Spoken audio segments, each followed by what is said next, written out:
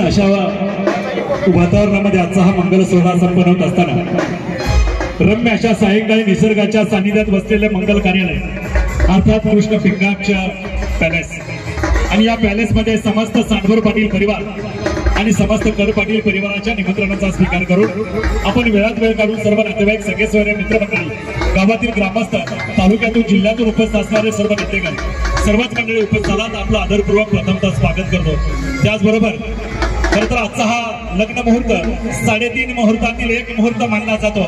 आपल्या हिंदू संस्कृतीमध्ये 3.5 मुहूर्त मानले जातात। त्यामध्ये पहिला मुहूर्त आहे विजयादशमी, दुसरा मुहूर्त आहे बली प्रतिपदा म्हणजे पाडवा आणि तिसरा मुहूर्त गुढी पाडवा आणि त्यात अर्धा मुहूर्त असतो तो म्हणजे आज अक्षय तृतीया आणि अक्षय तृतीयाच्या मुहूर्तावर आजचा हा मंगल सोहळा संपन्न होत असताना आजची वधुराणी चिरंजीवी सौभाग्यकांक्षिणी गौरी कैलासवासी गणपतराव भीमाजी सांडवर पाटील यांची नात व श्रीवत्सव पार्वती शंकर गणपतराव सांडवर पाटील राहणार पडाळवाडी तालुका खेड जिल्हा पुणे यांची सुकन्या।